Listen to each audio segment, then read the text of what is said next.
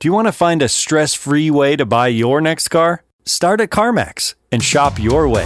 If you want to browse with confidence, get pre-qualified online with no impact on your credit score and shop cars within your budget, from luxury cars to family rides. CarMax has options for almost every price range, including more than 25,000 cars priced under $25,000. So hey, want to get started? Just head to CarMax.com for details and get pre-qualified today. Want to drive? CarMax. Hey listeners, this is Peter and welcome back to the History Shorts. Today's episode is brought to you by the Podcast Republic, your ultimate listening app. Discover and subscribe to thousands of podcasts from around the world. Download Podcast Republic today, available on Google Play and the Apple App Store. Today on History Shorts. In July of 1944, while the Second World War was still being fought on two fronts, 730 delegates from 44 Allied nations gathered at a resort hotel in the White Mountains of New Hampshire. They were not there to plan a military campaign. They were not there to negotiate peace terms. They were there to design the economic system that would govern the world after the war ended. They had 3 weeks. What they built in those 3 weeks, in meeting rooms and on hotel terraces, in arguments between economists and in compromises between governments, still determines the price of the groceries in your kitchen, the interest rate on your mortgage, and the value of the currency in your wallet. Our history brief today returns to some weird history and why Victorians photographed dead people.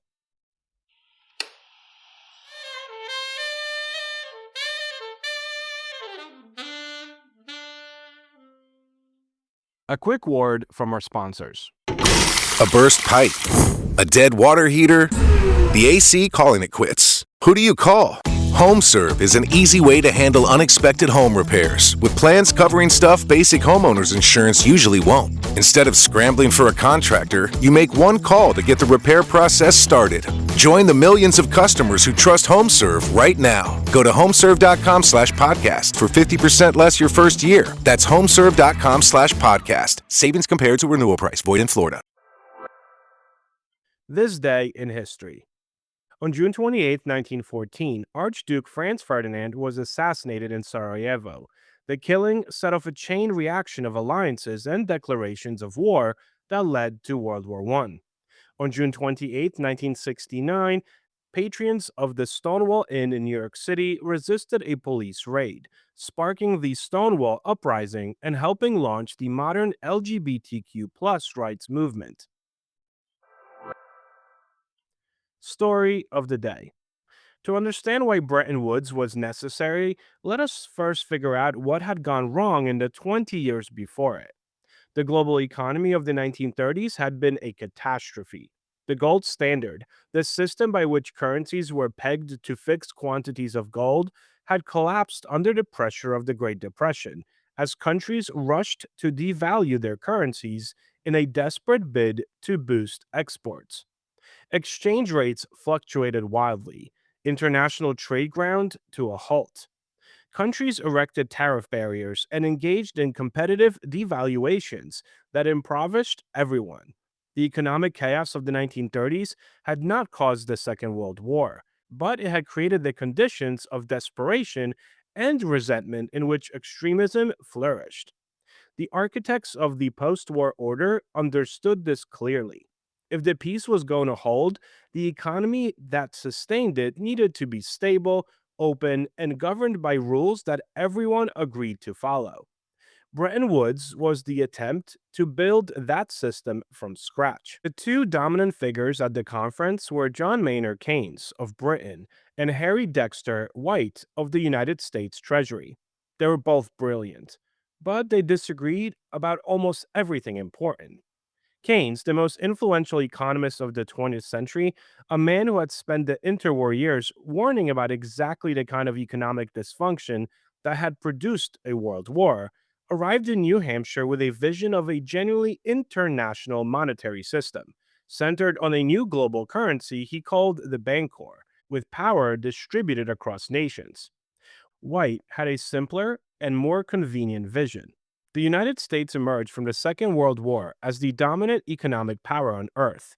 its industry intact, its territory untouched, holding two-thirds of the world's gold reserves. White's proposal placed the United States dollar at the center of the new monetary system. Every other currency would be pegged to the dollar instead of just gold. The dollar would be pegged to gold at a fixed rate of $35 per ounce. In a negotiation between the world's dominant economic power and a Britain that was exhausted, indebted, and dependent on American loans to survive the war, the outcome was not in serious doubt. The new rules established fixed exchange rates anchored to the US dollar, which in turn was convertible to gold at $35 an ounce. Keynes lost. The dollar won. The conference also created two institutions that remain among the most powerful in the world today.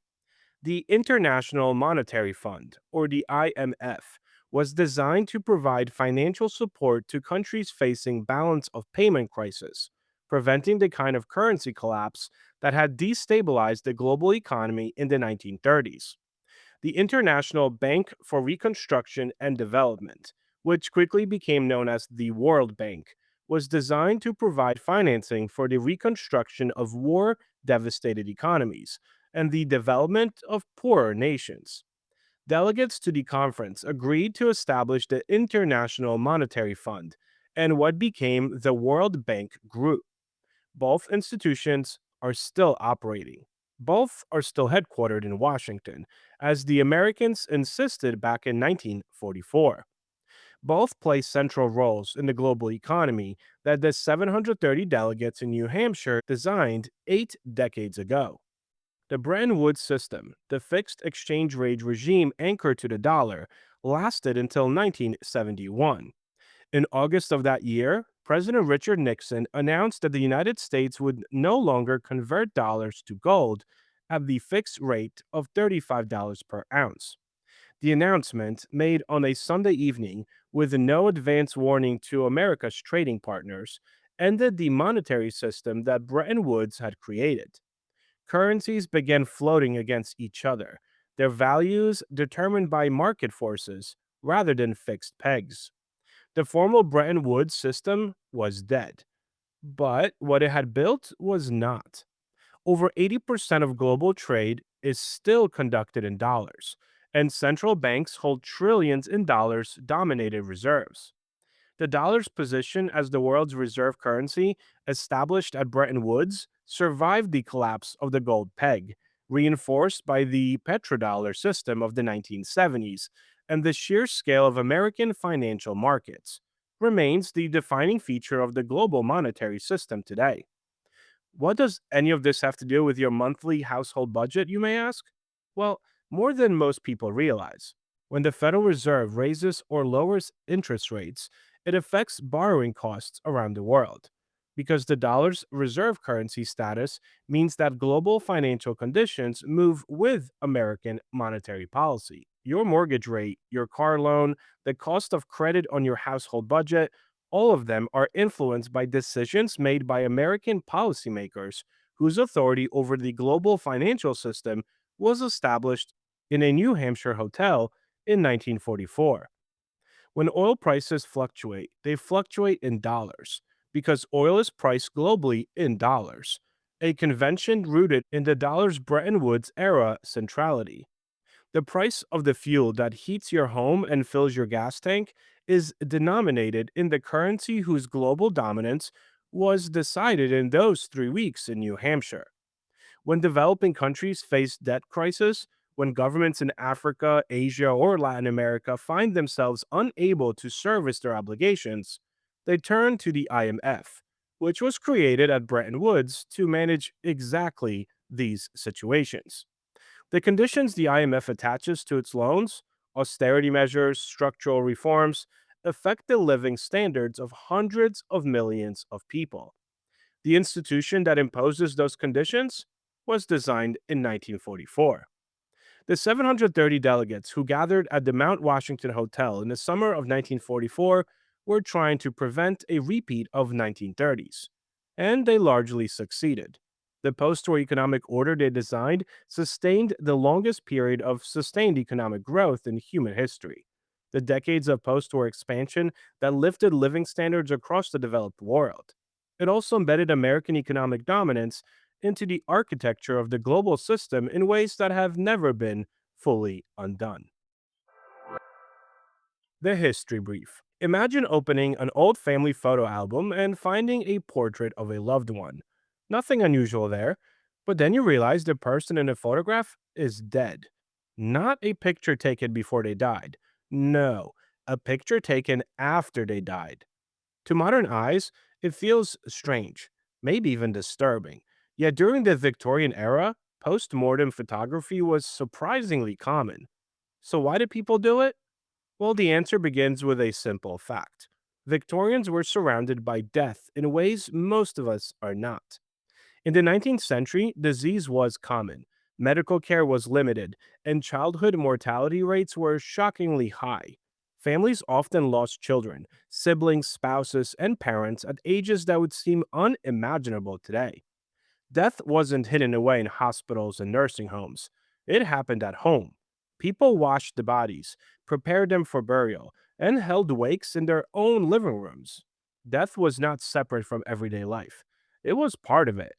At the same time, photography was a relatively new invention. In the early decades of photography, having your picture taken was expensive. Many working class families might never have been able to afford a professional portrait during a person's lifetime.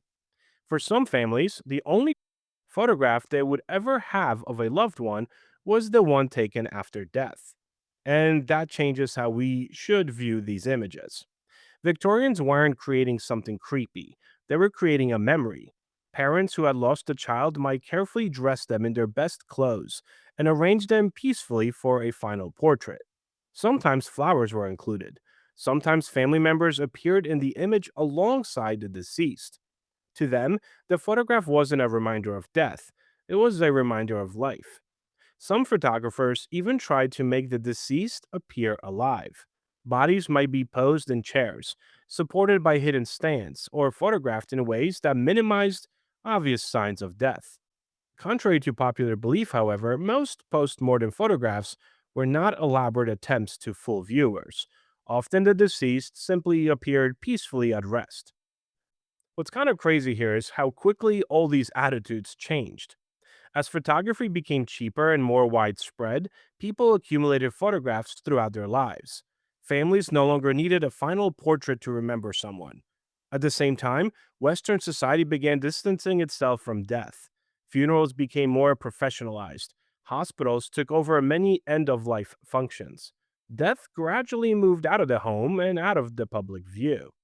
As a result, post-mortem photography began to feel increasingly uncomfortable. Today, many people see these photographs and assume Victorians were obsessed with death. But historians often argue the opposite. Victorians weren't obsessed with death. They were obsessed with remembrance. They lived in a world where loss was common, and photography offered something extraordinary: the ability to preserve a face, a moment, a memory. In a time before smartphones, social media, and endless digital photos, all of that mattered. So the next time you see one of those photographs, try looking at it through Victorian eyes, not as something that's macabre, but as an act of love, a family's final attempt to hold on to someone they weren't ready to let go. That's, I guess, kind of not weird. I don't know. I mean, it's very hard for us to not look at the past with today's biases, but we could always try. Thank you so much for spending some time with me today and helping make this little show such a mighty success. If you are enjoying the show and would like to help with its production, you can always donate a few dollars at buymeacoffee.com or become a Patreon member to enjoy these episodes ad-free. Both of those links can be found on our website at www.historyshortspodcast.com. And don't forget to check out our YouTube channel where we have different videos and series that are not part of this main feed. Have a great rest of your day, and I'll talk to you all again tomorrow.